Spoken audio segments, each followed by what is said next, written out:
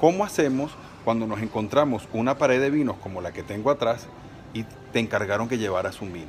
Sobre todo, ¿cómo hacer para no equivocarte y llevar algo que no combine con lo que vas a comer, que no te guste o que no vaya con la ocasión?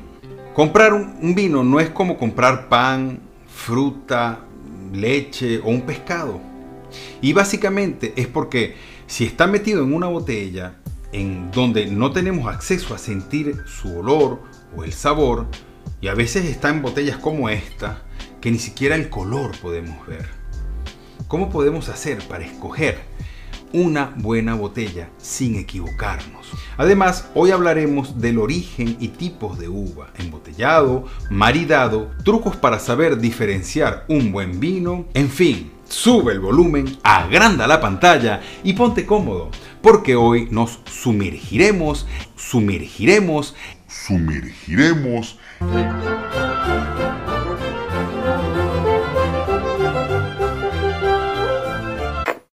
en el complejo pero fascinante mundo de los vinos. Yo soy Daniel Nazoa y esto es De Poco, un Todo.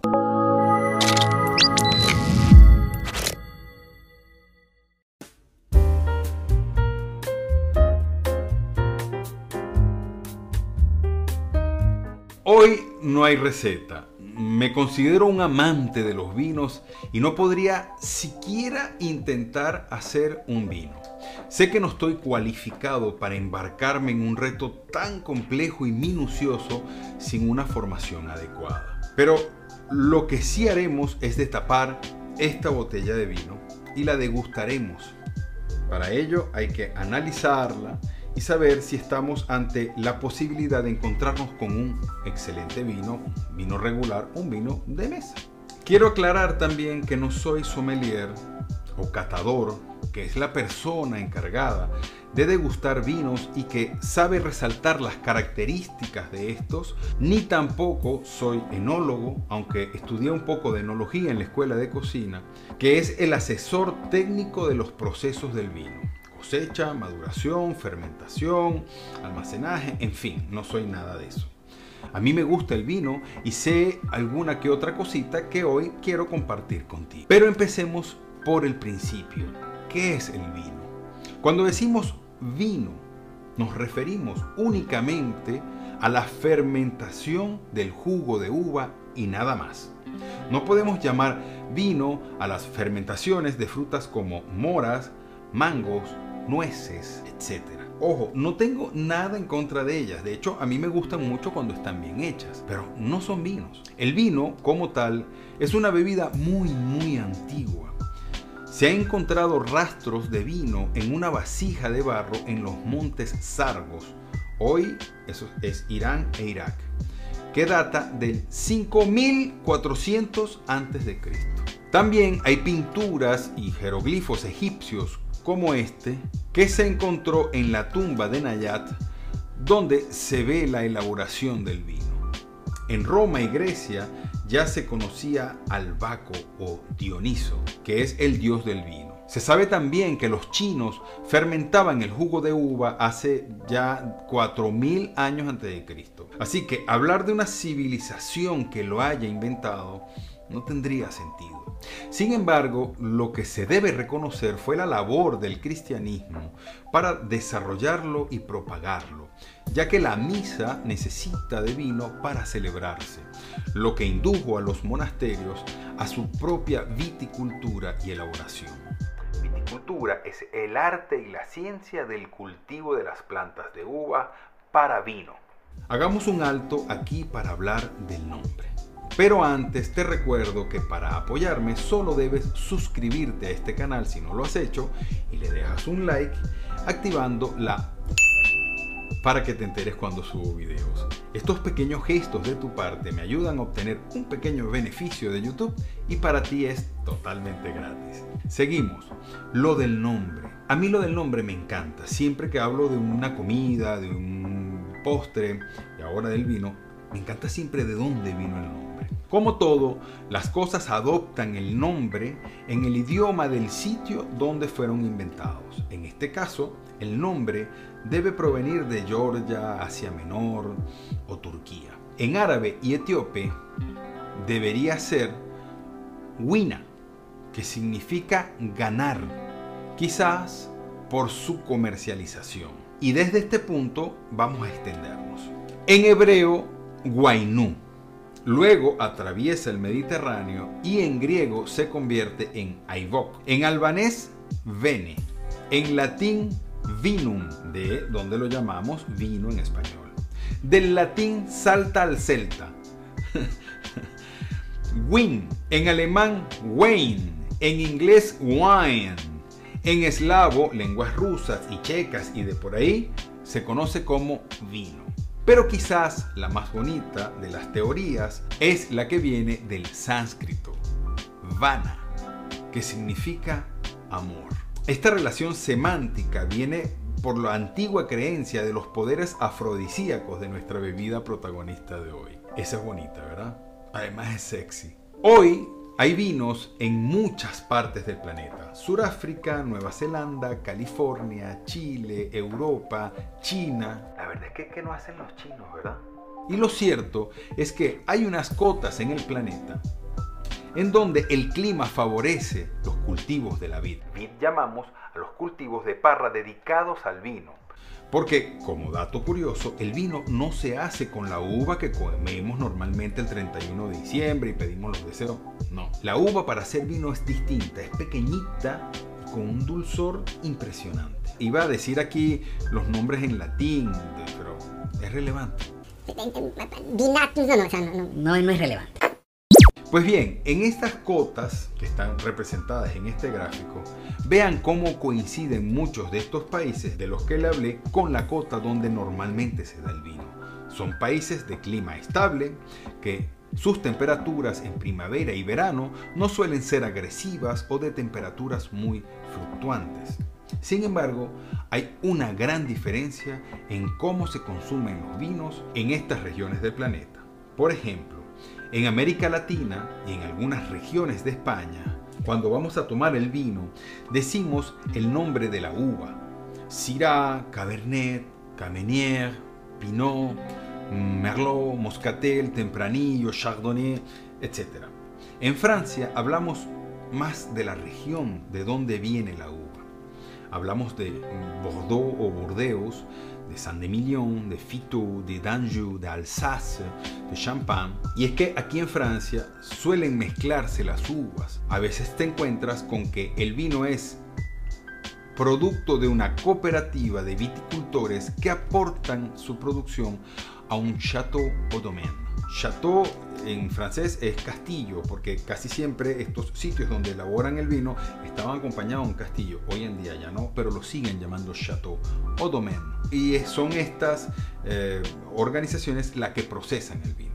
Un ejemplo curioso es este vino que se llama Terre Salée. Yo quería tener uno para el video, pero bueno, mi cavista no tenían en el momento que se lo pedí.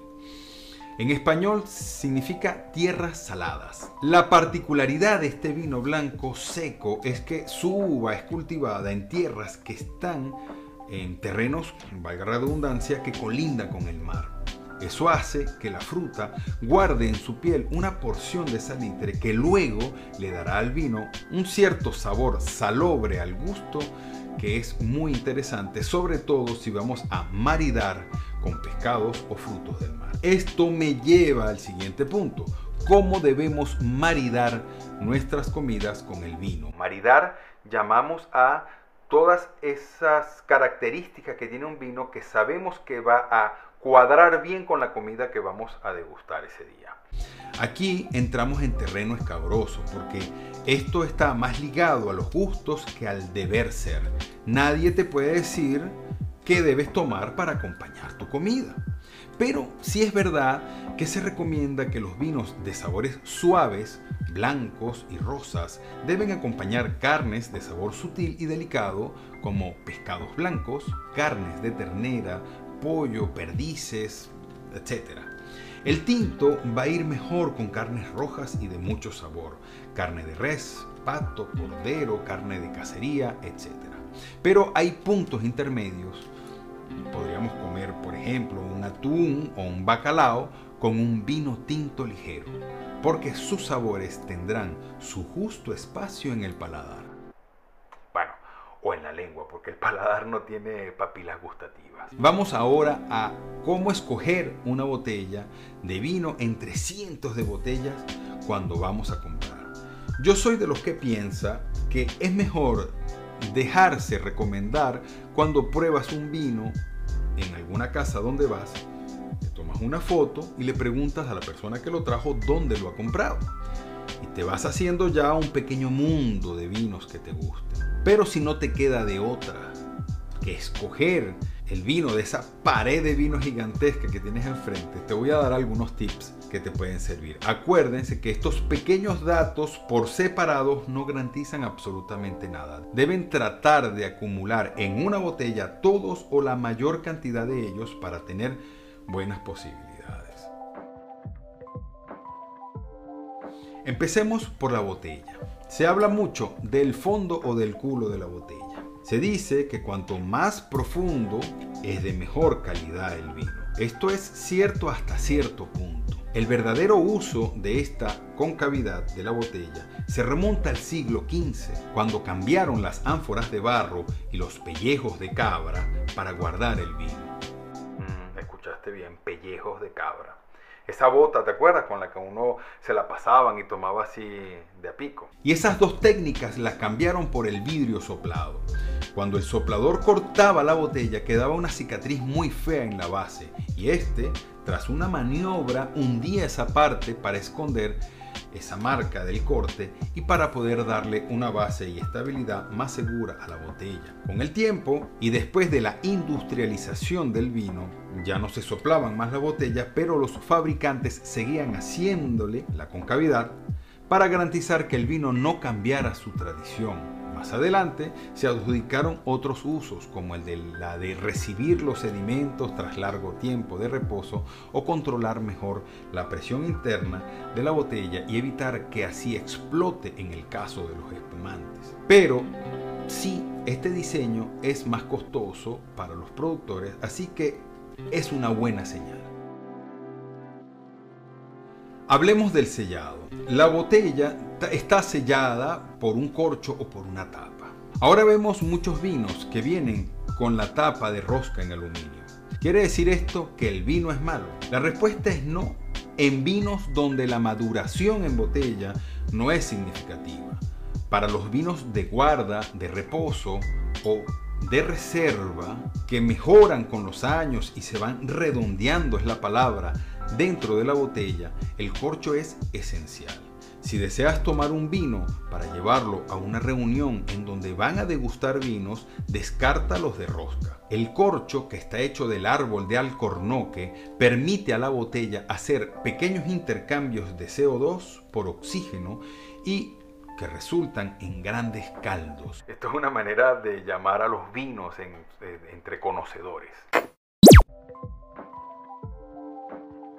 Ahora ataquemos la etiqueta. Los vinos generalmente extraen cierta información que nos pueden dar una idea de la calidad. Partamos del principio de que los países con más tradición de vino son Francia,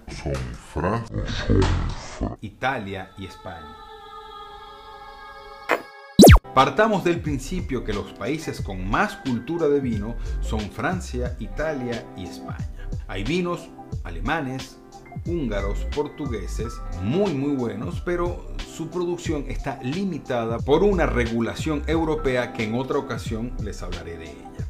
Por lo que deberíamos concentrarnos en estos tres países para evitar equivocarnos. Luego leeremos las recomendaciones del productor, que en muchas ocasiones nos hablan un poco del vino. Nos dicen si es seco, si es afrutado, si es dulce y nos dice con qué considera él que es apropiado acompañarlo. Por ahí ya nos acercamos más a nuestro objetivo. Pero ya antes de tomar la botella y dirigirnos a la caja para pagar, hay un dato que es muy importante y que es un pequeño secreto que les voy a dar aquí. En alguna esquina de la botella, los productores están casi obligados a poner si el vino fue embotellado o no en la propiedad, lo que significa que no fue que le compraron el mosto a una cooperativa para embotellarlo en otro sitio distinto. Mosto es el jugo de uvas recién exprimido. Este intercambio de material entre cooperativas resulta en una oxidación descontrolada del vino, lo que puede resultar en aromas, gustos y colores que no son deseados. Cuando leemos embotellado en la propiedad, quiere decir que son unas personas súper dedicadas y ortodoxas que cuidan los detalles desde la recolección de su propia uva, pisada, fermentación, barrica, embotellamiento, maduración y almacenamiento. Y por último, y no tan importante, el precio. Como verás, un proceso con un cuidado como el que le acabo de explicar no debe ser barato por la cantidad de personas y horas hombres que intervienen en el proceso. Por lo que un vino con un precio económico, estamos hablando de $2 hasta 7 u 8 dólares, no podemos esperar muchos de ellos. No es que sean malos ni que sean intomables, pero lógicamente es una categoría menor. Pero ojo, tampoco lo contrario. Comprar un vino con un precio excesivamente caro tampoco nos va a garantizar que el vino sea de excelente calidad. Yo generalmente lo que hago es moverme en los vinos locales, los de la zona que estoy en ese momento, y escojo uno por el orden de los... Ojo, esto es una referencia, quizá en tu país varíen bastante los precios. A ver, por el orden de los 10, 15 dólares. Pero con frecuencia, y esto me lleva a lo primero que te dije, encuentro vinos que alguien me recomendó que valen 8 y 9 dólares, que son magníficos. Les voy a mostrar algo. Miren esta botella. Es un Margaux de 1957. Su precio está valorado en 450 euros y que tuve el honor de probar. Hay un amigo que me dijo, Daniel, ese vino valía más con la botella cerrada que abierta. Y tenía razón, el vino se había pasado y tuvimos que tirarlo. Así que el valor de un vino siempre va a ser relativo. Esto también me lleva al otro tema. ¿Cuánto podemos esperar para abrir una botella de vino? Es muy normal creer que mientras más esperamos para abrir una botella, esta se pone mejor. Esta creencia está matando vinos por el mundo entero, por muchas razones. Pero la principal es que los vinos llevan una clasificación dada por un enólogo o un sommelier, donde a su juicio los vinos tintos pueden esperar una cierta cantidad de años. Pero ojo con esto, los vinos blancos son mejores cuando más jóvenes son. Al igual que los champán, no debemos dejar botellas de vino blanco o espumantes durante años. Y los tintos, sin una recomendación de nuestro cavista, tampoco. Cavista es la persona que vende y distribuye vinos. Hablemos ahora de los espumosos. Vinos blancos y algunos tintos espumosos. Ya quedan pocas casas que lo hacen de la manera tradicional. Hoy en día les inyectan dióxido de carbono a algunos vinos para lograr así convertirlos en espumosos. Pero en algunos champán el proceso fue y sigue siendo el resultado de la fermentación de levaduras que en el proceso fabrican etanol y despiden dióxido de carbono. El tema de los vinos espumosos como la Blanquette de Limoux y el champán, el cava, el cinzano, etc. es un tema muy extenso que me gustaría explicárselos en otro programa. Y ahora hablemos de las copas o vasos para degustar vinos. Aquí tengo algunos ejemplos básicos, aunque existen otros. Nos encontramos con los que llaman el vaso de cava. Últimamente se ha puesto muy de moda servir vinos en estos vasitos, que si bien no es un error hacerlo, no te van a permitir sentir correctamente el vino, su color, su untuosidad, su aroma, etc. Se llaman vasos de cava porque es el que usa el sommelier para recoger pruebas de las barricas y chequear cómo va el proceso. Después está la copa de cata o degustación. Es la más usada en eventos donde la intención es dar a conocer un vino para la venta y comercialización. Este que tengo aquí es de un festival al que voy todos los años en Pézenas, al sur de Francia. Después está la flauta, que es donde servimos los vinos espumantes. Su forma permite mantener una buena temperatura por más tiempo y al mismo tiempo ver la producción de burbujas. Y esta que está acá es la Bordeaux o la Burdeos. Es especial para vinos blancos y tintos con gran aroma. Permite disfrutar de los aromas y sabores por su boca ancha y el balón inflado en el fondo. Ahora, ¿cómo debemos sujetar una copa? La manera, digamos, correcta es esta. Tomándola por el tallo y evitando manipular el cáliz para no afectar la temperatura que tú le vas a pasar de tu cuerpo al vino y evitar dejar marcas que luego no te van a dejar mirar bien o observar bien la untuosidad o el color del vino. Y ya lo que nos toca es destapar y degustar, para lo cual descorcharemos esta de tinto que no conozco y que he escogido basándome en todos esos datos que les he dado. Antes de pasar a abrir esta botella, yo quiero dejar bien claro que yo no me considero un experto en vinos. Hay personas que se dedican a esto y es una profesión muy compleja como para abarcarla en un solo programa.